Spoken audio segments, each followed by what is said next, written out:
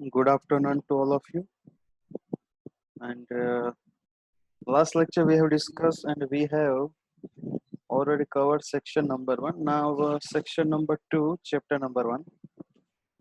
In this lecture we will discuss about the probability, the introduction base, introductory part that you have already learned in 12th science, or you can say 10th, 11th, 12th, permutation, combination, like that.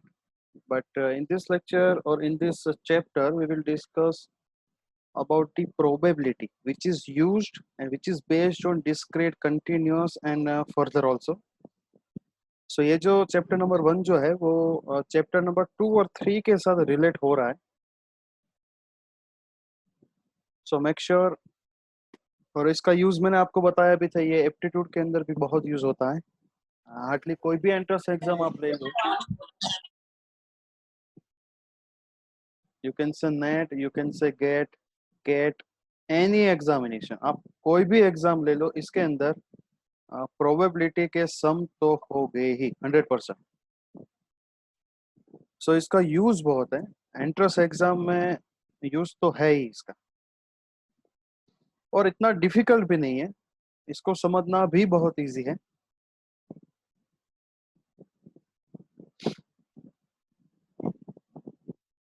तो यहाँ पर पहले हम discuss करेंगे experiment, इसके बाद counting rules क्या है, उसको किस तरह प्रोबेबिलिटी असाइन करेंगे, रिलेशन क्या है, कंडीशनल प्रोबेबिलिटी क्या है, and last but not least Bayes theorem. So अभी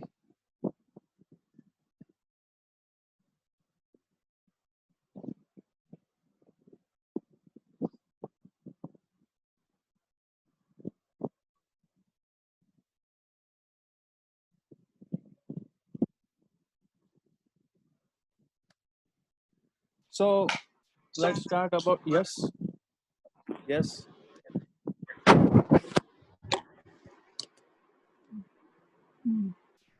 Hello. So the probability probability अगर आसान टर्म में बोलूं तो 0 से 1 के बीच में डिफाइन होगा. प्रोबेबिलिटी जो है वो एक्चुअली 0 से 1 के बीच में, और इट मे बी आइदर 0 और 1 and between 0 to 1. So probability यानी कि कितनी प्रोबेबिलिटी है, कितना प्रोबेबल है. हम फ्यूचर को अगर हमें देखना है, फ्यूचर के तौर पे अगर हम बात करें, सो प्रोबेबिलिटी जो है एक न्यूमेरिकल मेजरमेंट है दैट इवेंट विल अकर, कि इतना परसेंट होगा. जैसे कि मैंने बोल दिया, कोई भी सिचुएशन है, ये प्रोबेबिलिटी है कि अभी जो अमेजोन का सेल चल रहा है, या फिर मैं बात करूं सपोज कि आज 1 अगस्त है और सेल आने वाला है 8 से 11 के बीच में, तो मैं ये बोलूं कि एचपी जो है, एचपी लैपटॉप जो है, उसकी प्रोबेबिलिटी मैं सोच रहा हूँ कि 5000 लैपटॉप तो पर डे बिकेगा ही सूरत में.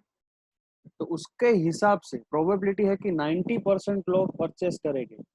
प्रोबेबिलिटी है कि 20% चांसेस है, क्योंकि अभी लॉकडाउन है ना, किसी को इनकम है वगैरह, जो कुछ भी है फैक्टर्स, सो फैक्टर्स के बेस पे जज होता है. अभी लॉकडाउन है, अभी सिचुएशन क्राइसिस है, आप देख लो. अभी काफी लोग जो है, मतलब सभी लोग जो है इससे परेशान भी है. आप देख लो, कोरोना जो वायरस है, कोविड 19 सिचुएशन जो भी है, 1920, तो यहाँ पर एक्चुअली अभी क्राइसिस है, तो उसके हिसाब से प्राइस होगी. क्योंकि सबको पता है कि ये ओवरऑल है, पेंडेमिक सिचुएशन, ये कोई एक पर्टिकुलर सिटी की सिचुएशन नहीं. अगर जैसे कि फ्लड हो, सूरत में काफी टाइम से फ्लड जो है उसका आना जाना रहता ही है, तो फ्लड जो है वो सिटी के बेस पे है, ना कि गुजरात और इंडिया और वर्ल्ड के बेस पे. अगर आप रिस्पेक्ट टू देखोगे तो ये सिटी की प्रॉब्लम है. तापी नदी में जो भी फ्लड वगैरह जो आते हैं, वो एक हमारे सिटी की एक पर्सनल, हमारा पर्सनल प्रॉब्लम बोल सकते हैं हमारे सिटी की. लेकिन ये कोरोना वायरस वाली जो सिचुएशन है, कोविड वाली, ये सिचुएशन जो है वो पूरे वर्ल्ड में है, तो पूरे वर्ल्ड को इफेक्ट करेगी. तो ये इसका जो है इकोनॉमी, वो पूरे वर्ल्ड पे इफेक्ट होगा. सो प्रोबेबिलिटी यहाँ पर क्या है कि ये फ्यूचर को जज करेगा, इतना हम बोल सकते हैं. और इसकी रेंज जो है वो 0 से 1 है। आपने भी ये ऑलरेडी डिस्कस, आपने एक्चुअली काउंट कर लिया, आपने, आपको पता होगा, आपने परसेंटेज फ्रीक्वेंसी से पहले जो हम फ्रीक्वेंसी काउंट करते थे, एक इंडिविजुअल फ्रीक्वेंसी काउंट करते थे, वो पॉइंट में आता था और उसका समेशन 1 होता था और परसेंटेज वाले का 100 होता था। तो ऑलरेडी हमने ये कैलकुलेट पहले कर लिया। सो प्रोबेबिलिटी का मीनिंग यही होगा कि एन इवेंट विल अकर और उसकी रेंज होगी 0 to 1। सपोज कि यहाँ पर आपको एक एग्जांपल दिया है कि if we consider the event rain tomorrow, we understand that when the weather report indicates a near zero probability of rain, जिसकी वेदर रिपोर्ट जो है आपके मोबाइल में भी एप्लीकेशन जो है उसमें भी वेदर रिपोर्ट आएगा, थंडर स्टॉर्म वगैरह जो भी है सिचुएशन के अकॉर्डिंग एक मैसेज पर डे आता है आपके पास। तो एक्चुअली है क्या, अगर वहां पर लिखा वेदर रिपोर्ट में near zero probability of rain, यानी कि प्रोबेबिलिटी जीरो यानी कि रेन नहीं आएगी, ऐसी प्रोबेबिलिटी है, फिर तो पूरा का पूरा डिपेंड रहेगा वेदर पे। अगर ऐसा बोले कि 0.90 यानी कि आपकी प्रोबेबिलिटी 0.90 है, यानी कि बहुत चांसेस है कि रेन आएगा ही। अगर 50% बोला है कि प्रोबेबिलिटी है 50%, तो उसका मीनिंग होगा रेन आ भी सकता है कल और नहीं भी हो सकती, रेन जो है कल होगी भी नहीं हो, we are unsure. So probability 50% यानी लाइक 50-50। सो सिंपल यूज है प्रोबेबिलिटी का। एक्सपेरिमेंट क्या है, काउंटिंग रूल्स क्या है, असाइनिंग प्रोबेबिलिटीज क्या है। सो एक्सपेरिमेंट की अगर बात करें, which is a process that generate well defined outcomes, यानी कि आप कोई भी चीज की बात कर रहे हो उसके पॉसिबल कितने आउटकम्स है। यहाँ पर ध्यान देना, एक्सपेरिमेंट और आउटकम्स के बीच में यहाँ पर लिखा है कि अगर आपके पास एक कॉइन है, उसको आपने टॉस किया तो हमारे पास दो ही प्रोबेबिलिटी होगी, या तो हेड आएगा या तो टेल आएगा, उसके अलावा कोई प्रोबेबिलिटी है तो नहीं है। तो there are only two probabilities, head and tail. Select a part of inspection, यानी कि अगर आप कोई भी कंपनीज ले लो, कोई भी चीज ले लो, दवाई की दुकान छोटी सी ले लो, अगर उसके अंदर आपने इंस्पेक्शन करना है कोई दवाई जो है, तो किसके बेस पे, डिफेक्टिव नॉन डिफेक्टिव, यानी कि एक्सपायरी डेट जा चुकी है तो नो डिफेक्टिव हो गए, अगर एक्सपायरी डेट अभी भी है 2023 की, सो वो हो गया नॉन डिफेक्टिव। तो हमारे पास दो ही चीज है, अगर हम कोई भी चीज को चेक करें, कोई भी मॉल में कोई चीज चेक करो, कोई भी कंपनीज में डेटा चेक करो, या फिर कोई भी प्रोडक्ट को एनालाइज करो, तो there are only two chances, either defective और non defective. Conduct sales call, यानी कि अगर कोई सेल्समैन या फिर कोई कंपनी में से कोई भी आपको कॉल करे, कोई कॉलिंग सेंटर जो है वहां से आपको कॉल आए कि भाई ये चीज आपसे परचेस करो या फिर कुछ भी वगैरह के बारे में स्कीम बताए, तो हमारे पास दो ही चांसेस है, या तो हम उस चीज को परचेस करेंगे या तो रिफ्यूज, यानी कि हम उसको परचेस नहीं करेंगे। आपके पास कोई रैंडम कॉल आए कि आपको ये कार दी जाती है, तो हमारे ऊपर है कि ईएमआई कितना है, कितने मंथ तक है, अगर हमसे फुलफिल हो पाएगा तो हम परचेस करेंगे या तो नहीं करेंगे। रोल अ डाई, यानी कि हमारे पास जो डाई जो है उसके क्यूब क्यूब टाइप का डाई जो आता है, जैसे सांप सीढ़ी वगैरह जो खेलते हैं बच्चे, वो उसके अंदर कितने नंबर्स होते हैं, मैक्सिमम हो गए 6, मिनिमम होगा 1। सो अगर हम डाई को रोल करेंगे तो देयर आर ओनली 6 पॉसिबिलिटी, या तो 1 होगा या 2 होगा या अप टू 6 होगा। फुटबॉल गेम की अगर हम बात करें, क्योंकि इंटरनेशनल बुक है तो यहाँ पर फुटबॉल दिया है, हम क्रिकेट को भी ले सकते हैं, या तो हम जीत सकते हैं या तो हम उसको लूज करेंगे या तो हमारे मैच जो है वो टाई हो जाएगी। तो कहने का मतलब क्या है कि यहाँ पर आपको एक्सपेरिमेंट पे जो आउटकम्स आउटकम्स यानी कि पॉसिबल डेटा, आप जो भी देखो, इसको न्यूमेरिकली भी देखो और लॉजिकली भी देखो। अगर आपको प्रोबेबिलिटी में प्रॉब्लम है तो यहाँ पर स्टेटिस्टिक में आपका पूरा कवर हो जाएगा, बस आपको थोड़ा सोचना पड़ेगा। और काफी लोग इसको छोड़ देते हैं एग्जाम में, इसको छोड़ना नहीं है आपको, आपको ध्यान से बस सुनना है कि एक्सपेरिमेंट के जितने भी आउटकम्स है वो है क्या। तो यहाँ पर हम या तो हेड टेल वगैरह आपने वो देख लिया, डिफेक्टिव वाला, विन लूज टाई, तो आप कोई भी प्रोडक्ट बोलो तो उसके कितने पॉसिबल हैं, या तो परचेस करेगा नहीं करेगा, या तो जो भी उसके फैक्ट पॉसिबल फैक्टर्स, जैसे कि कोई बोलेगा कि स्टैटिस्टिक के अंदर मैक्सिमम मार्क्स कितने आ सकते हैं, ठीक है, तो मैक्सिमम मार्क्स क्या आएंगे, 100, ठीक है, 100 आ सकते हैं। अगर क्लास में किसी के 92 आए तो 92, तो 92 भी हो सकता है। अगर पेपर बहुत ही हार्ड निकलेगा तो 50 भी आ सकते हैं। अगर मैं फेल रेशियो देखूं तो 35 से बिलो, तो 0 से लेके 34 तक वो सारे के सारे फेल हुए। तो कहने का मतलब क्या है, आपको पॉसिबिलिटी चेक करने है कि हमारे पास पॉसिबल आउटकम्स कितने हैं। सो जल्दी से ये मेरे ख्याल से लिख लो तो अच्छा है आपके लिए। ये वाला जो है इसको अच्छी तरह से लिख लो।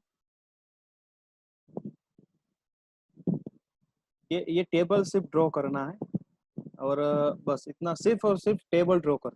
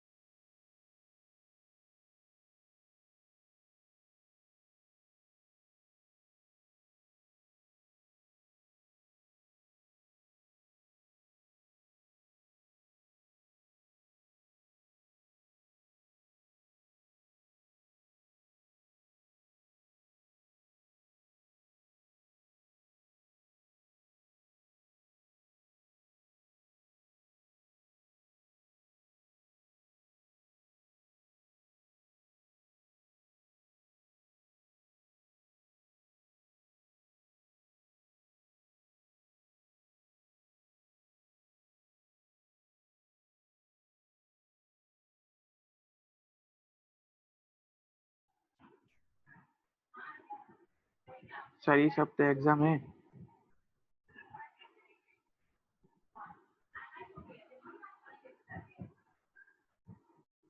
हाँ सर बोलो, बोलो। इस हफ्ते एग्जाम है। नहीं नहीं, इस सैटरडे नहीं लेनी। मैं सोच रहा हूँ नेक्स्ट सैटरडे ले लेते हैं, क्योंकि अभी जन्माष्टमी वगैरह भी है, और मेरे ख्याल से सैटरडे को कोई और एक फेस्टिवल भी है। मुझे एक्चुअली याद नहीं है कौन सा फेस्टिवल है वो। वेनसडे को छुट्टी है ना, वेनसडे को छुट्टी है, उसके बाद एक ही मिनट रुको। शायद पतेती होगी। तो यहाँ वो हो सकता है, वो तो है। एक मिनट रुको ना, देख ही लेते हैं क्या है। लेकिन इस वेनसडे ट्यूटोरियल जो है वो बैच ए का नहीं होगा, लेकिन मैं अपलोड बैच बी का कर दूंगा। और एक ए में करूँ या बी में, आप लोग कर ही देते हो तो वो अच्छी बात है। सर सैटरडे को 15th अगस्त है। अच्छा हाँ, 15 अगस्त है, वही वही। हाँ तभी छुट्टी हो गया। सो इस वीक वेनसडे, और सो उस दिन टेस्ट नहीं रखनी। छोड़ो ना अभी, क्या एक का टेस्ट बाद में ले लेंगे।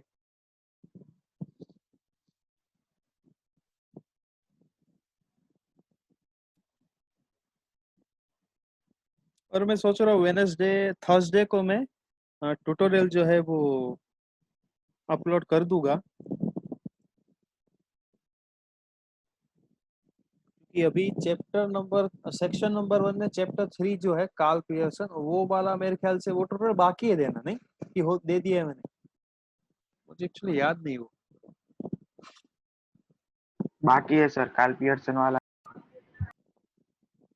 कार्ल पियर्सन वाला बाकी है। कार्ल पियर्सन बाकी है। अच्छा, वो देखना पड़ेगा। कोफिशिएंट ऑफ कोरिलेशन मैंने दे दिया है।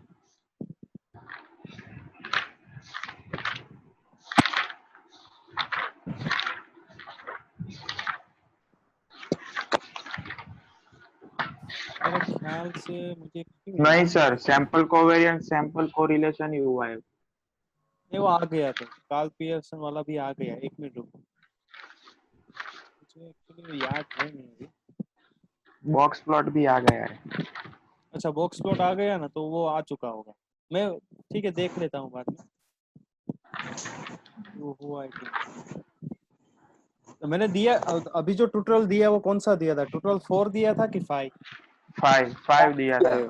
4 में आ गया कोरिलेशन सर कार्ल पियर्सन। वो क्वेश्चन 11 कार्ल पियर्सन है ना। देखो टाइप्स ऑफ कोरिलेशन, मेरे ख्याल से मैंने ये टोटल नंबर 5 दिया है ना। हाँ तो आ गया आपका कोरिलेशन एनालिसिस आ गया, हो चुका है वो। हाँ सर आ गया है। हाँ सर हो गया। एसएक्स આવી ગયું हाँ ओके, तो हो चुका है वो। तो प्रोबेबिलिटी वाला बाकी है, लेकिन वो तो ठीक है, नेक्स्ट वीक दे देंगे, उसमें तो कोई इश्यू नहीं। चलो अभी सैंपल स्पेस क्या है? सब लोग बोलते हैं सैंपल स्पेस ये है, सैंपल स्पेस वो है। तो एक्चुअली सैंपल स्पेस क्या है? यानी कि an experiment is the set of all experimental outcome. यानी ये जो सेट बनेगा ना, आप इसको कर्ली ब्रैकेट में लिखते हो तो वो क्या हो जाएगा आपका सैंपल स्पेस। यानी कि आपको प्रोबेबिलिटी के बारे में पहले क्या देखना है, आपको जो भी जिसके रिस्पेक्ट में दे उसके आउटकम्स, और उसके आउटकम्स को अगर आपने कर्ली ब्रैकेट में लिख लिया तो वो हो जाएगा आपका सेट। वो सेट जो है वो हो जाएगा सैंपल स्पेस। सो यहाँ पर एक न्यूमेरिकल मेजरमेंट दिया है आपको कि प्रोबेबिलिटी जो है वो कहाँ से कहाँ तक होगी। वो 0 से शुरू होके, योर प्रोबेबिलिटी स्टार्टिंग फ्रॉम 0 से लेके 1 और उसके बीच में। सो यहाँ पर अगर आपको 0.5 मिले तो उसका मीनिंग क्या है कि the occurrence of the event is just as likely as it is unlikely. यानी कि हो भी सकता है नहीं भी हो सकता वाला फैक्टर अगर मैं बोलूँ तो। सो ये सिंपल मेजरमेंट दिया है 0 से 1 तक। सैंपल स्पेस की डेफिनेशन लिख दो। ये ग्राफ नीचे का ड्रॉ करने की जरूरत नहीं है, सिर्फ और सिर्फ एक लाइन में लिख दो सैंपल स्पेस। और जो हमने जो काउंट किए एक्सपेरिमेंट जो है वो आउटकम्स ने लिखे head tail defective non defective, उसको बोलेंगे sample point. This one is just for your information purpose.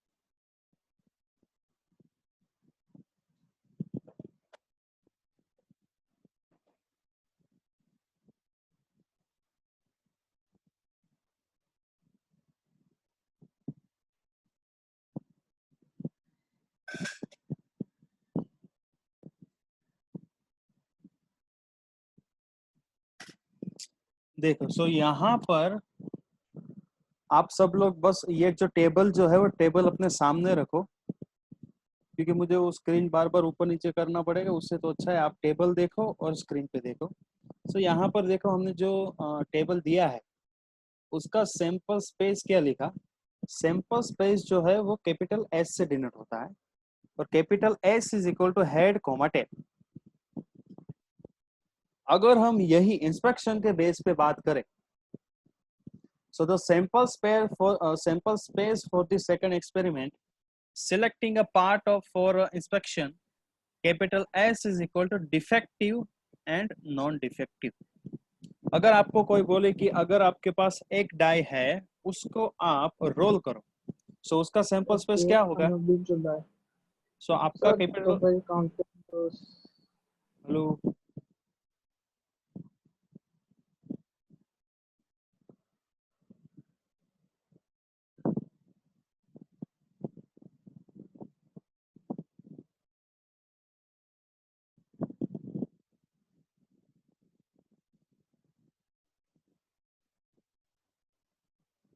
अगर आपको ये बोले कि आपको एक रोल, आपको डाई जो है उसको रोल करो और उसमें से आप सैंपल स्पेस निकालो, तो देयर आर ओनली 6 पॉसिबिलिटी, 1 2 3 4 5 6। सो एक काम करो, आपने जो टेबल ड्रॉ किया है उसके बाजू में कैपिटल एस करके सैंपल स्पेस सारे के सारे लिख दो।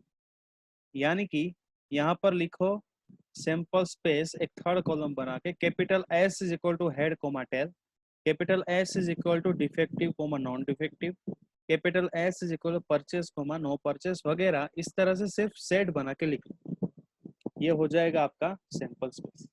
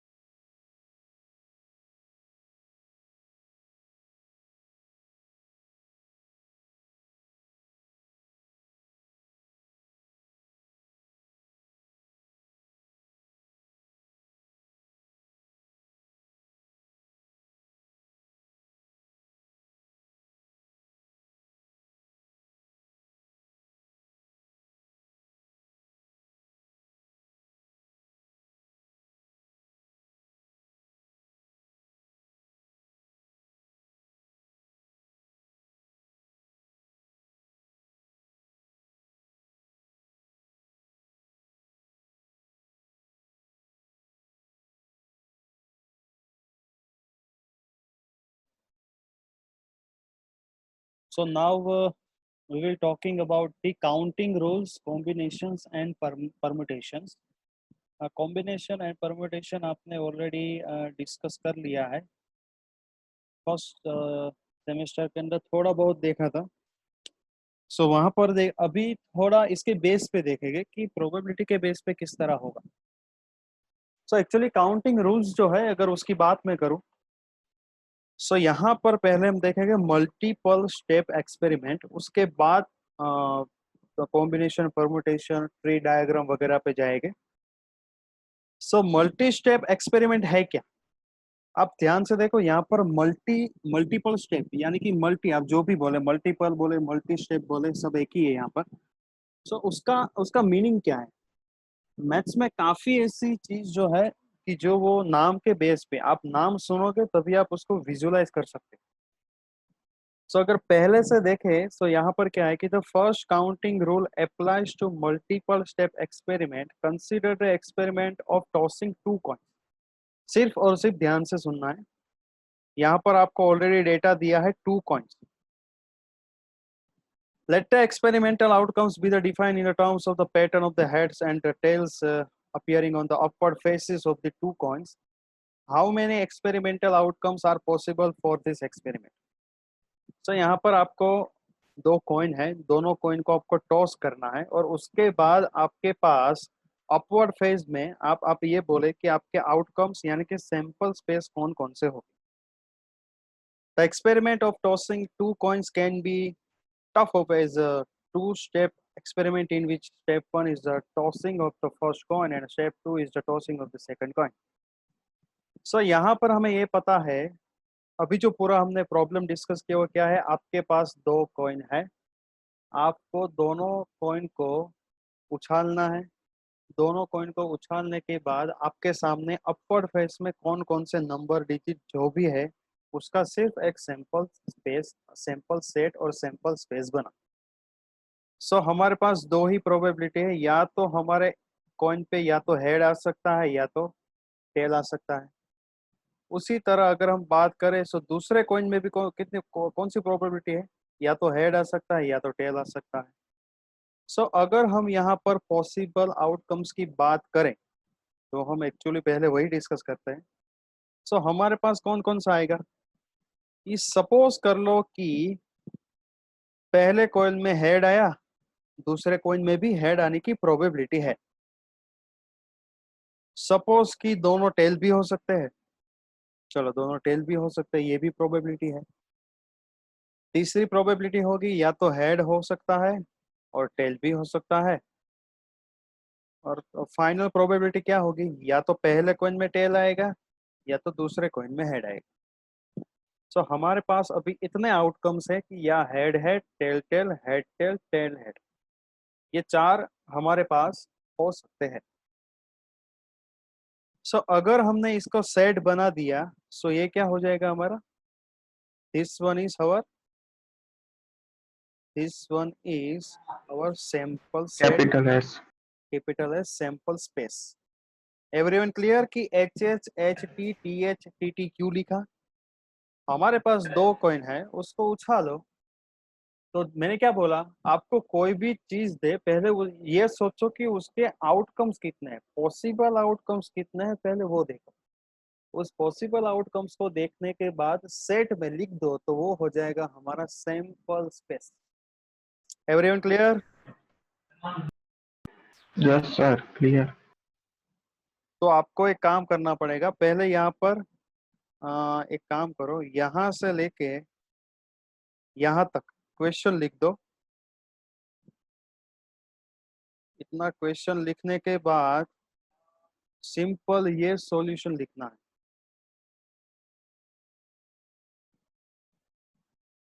ये पहले ये लिख देना, उसके बाद ये देखो। ये मैं इस तरह क्यों लिखवा रहा हूँ पता है आपको? क्योंकि आपको सारे के सारे सॉल्यूशन जो सैंपल स्पेस के हो स्टेट में दिए हैं। हम एक स्टेप थोड़ा भले ही लिखना पड़े, लेकिन अंडरस्टैंडिंग क्लियर होनी चाहिए। एक आध स्टेप ठीक है बढ़ सकता है, उसकी कोई प्रॉब्लम नहीं है, लेकिन एक स्टेप बढ़ा के अगर लॉजिक क्लियर हो रहा है तो वही करना चाहिए।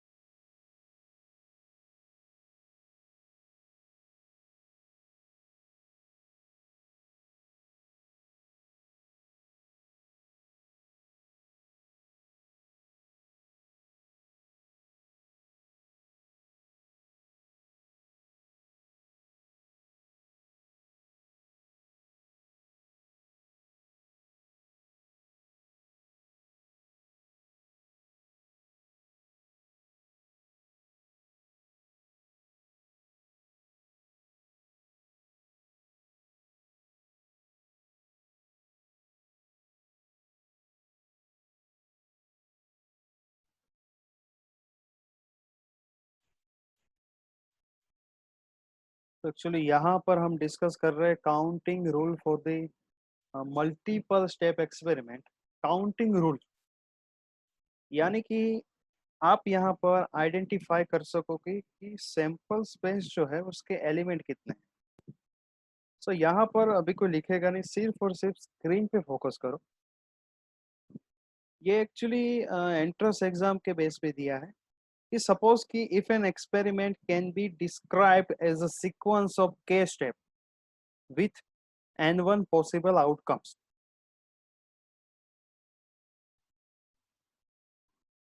For the first step, n2 for the second, n3 for the third, up to end. So total number of experimental outcomes is given by n1 multiplication n2 multiplication n3 multiplication n4 up to nk. So यहाँ पर इसका meaning क्या हुआ कि suppose कि आप अगर यहाँ पर इस एग्जांपल से रिलेट करो, सो हमारे पास पहला कॉइन था, उसके कितने पॉसिबल आउटकम्स थे? 2। दूसरा कॉइन था, उसके कितने पॉसिबल आउटकम्स थे? 2। सो सैंपल स्पेस जो है, एक्सपेरिमेंट जो है, उसका काउंट कितना होगा? सो हमें क्या करना है, इन दोनों का सिर्फ और सिर्फ क्या करना है? मल्टीप्लिकेशन करना है। सो टोटल कितने काउंट हुए यहाँ पर? There are 4 pairs. ठीक है, 4 हुए। देखो यहाँ पर 1 2 3 4। सपोज कि हमारे पास तीसरा अगर है कॉइन, तो उसके भी कितने पॉसिबिलिटी है? 2। तो सैंपल स्पेस के अंदर कितने एलिमेंट होने चाहिए? 8 होने चाहिए। सैंपल स्पेस के कितने एलिमेंट होने चाहिए? 8। सो ये एक्चुअली काउंटिंग प्रिंसिपल है क्या? ये आपको क्या देगा? आपके जो स्टेप जो है, आपके नंबर देगा। काउंट कितना? काउंटिंग प्रिंसिपल यानी कि काउंटिंग रूल। आप काउंट कर पाओगे कि आपके पास जो सैंपल स्पेस जो है, उसके अंदर कितने एलिमेंट है। Everyone got it? उसको थोड़ा और सही से समझते हैं।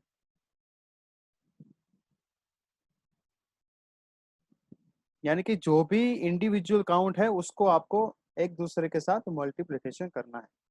सपोज कि यहाँ पर इन लोगों ने दिया है देयर आर 6 कॉइन्स। आपको 6 कॉइन दिए हैं और आपको बोला है कि आपको नंबर ऑफ एक्सपेरिमेंटल आउटकम्स क्या है और सैंपल स्पेस के अंदर एलिमेंट क्या है, अगर सीधी लैंग्वेज में बोलूं तो। सो पहले कॉइन के कितनी पॉसिबिलिटी है? पहले कॉइन में भी 2 ही पॉसिबिलिटी है, हेड टेल, अप टू 6। अगर छठा कॉइन है आपके पास, तो अपने पास भी कितनी पॉसिबिलिटी होगी? 2। सो सिर्फ और सिर्फ n1 n2 n3 n4 n5 n6। So आपके पास number of experimental outcomes is equal to element in sample space is equal to हो जाएगा 64। सो अगर मैं 3 कॉइन दे के बोलूं कि आपके पास कितने एलिमेंट हो गए, तो आपको सिर्फ 2 यानी कि आपके पास 8 एलिमेंट हो गए। आपको काउंट नहीं करना है, head head tail, tail tail head, head head head वगैरह लिखना नहीं है। आपको बस ये पता होना चाहिए n1 into n2 up to nk। Everyone got it?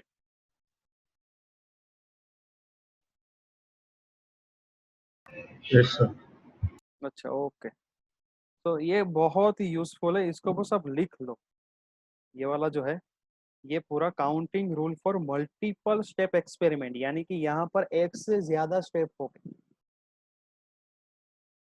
फिर एक्चुअली होगा क्या? देखो, आप काउंट भी कर सकते हो head head head tail tail tail वगैरह करके, लेकिन वो 8 बार लिखोगे। उसके बाद हमें तो सिर्फ नंबर ही चाहिए, हमें तो सिर्फ नंबर से ही लेना देना है। अगर उसको लिखने के बाद 15-20 मिनट के बाद नंबर 8 आ रहा है, उससे तो अच्छा इंडिविजुअल फाइंड करके मल्टीप्लिकेशन कर दे, तो इजिली 30 से 40 सेकंड में हो जाएगा।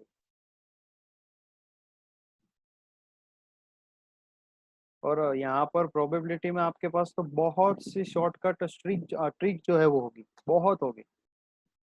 एक ही एग्जाम वाला बहुत तरीके से सॉल्व कर सकते हो।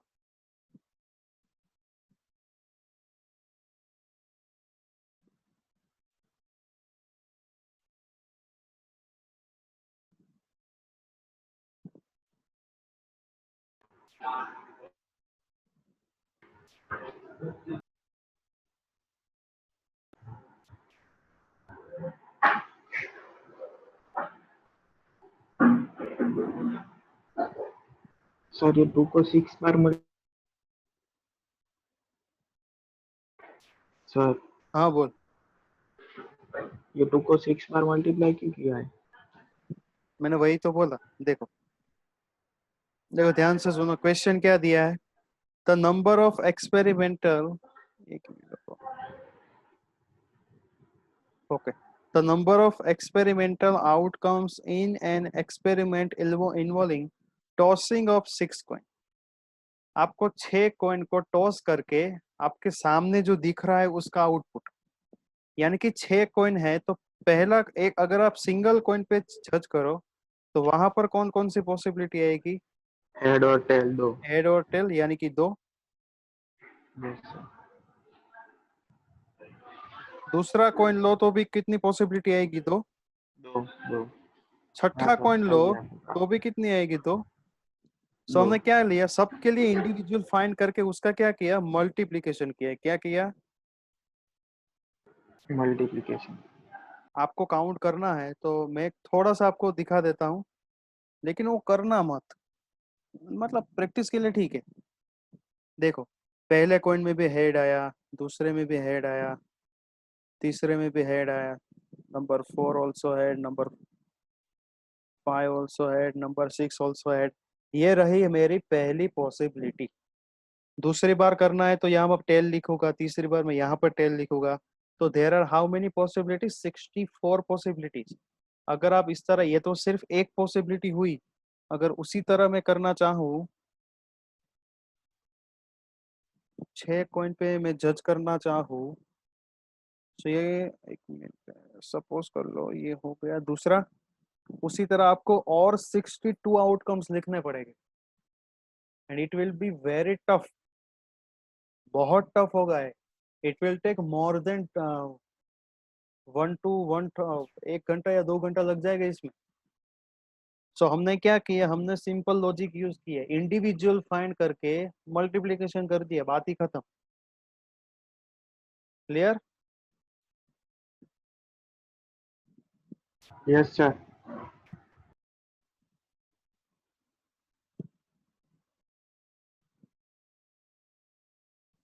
ये रहा सिनेरियो। ये स्टेप 1 जो है, मल्टी स्टेप मतलब क्या, स्टेप 1 का काउंट किया, हेड टेल। सेकंड वाला है, उसमें भी क्या होगा, या तो हेड हेड होगा या तो दूसरा कोई टेल हो सकता है। फिर यहाँ पर ये कौन जो है, स्पीकर अपने म्यूट कर दो बस, अपना स्पीकर म्यूट कर दो एक बार। मूवी वूवी देख रहे तो ठीक है, I I don't problem, I do not have any problem. लेकिन यहाँ पर क्या है कि वो प्रॉब्लम होती है दूसरे लोगों को। ये सिर्फ आपको डायग्राम दिया है कि पहले कॉइन में क्या होगा, या तो हेड होगा या तो टेल। दूसरे कॉइन में भी क्या होगा, या तो हेड होगा या तो टेल। या तो दोनों हेड हो गए या तो हेड टेल होगा, या तो दोनों टेल हो गए या तो दोनों हेड टेल होगा। सो देर आर 4 पॉसिबिलिटीज। ये सिर्फ आपको एक डायग्राम दिखाया है, मल्टीपल स्टेप किस तरह से वर्क कर रहा है वो।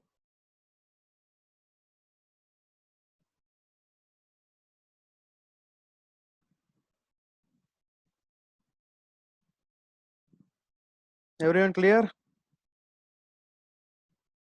Yes sir. सो आज के लिए इतना ही रखते हैं, क्योंकि ट्री डायग्राम जो है उसमें थोड़ा टाइम जाएगा हमारा।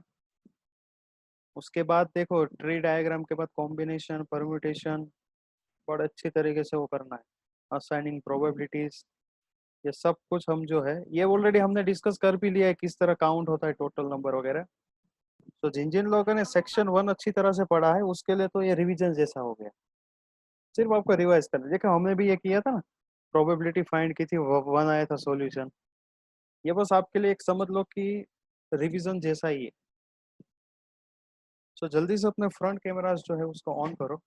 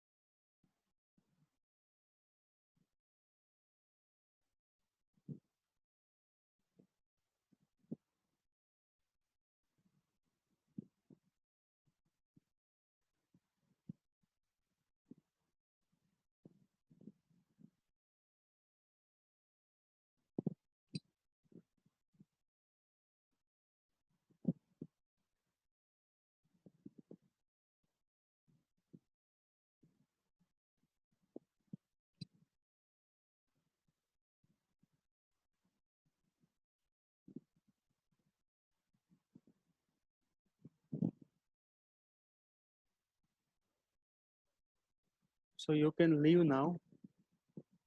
Tomorrow we will discuss about the tree diagram and permutation combination.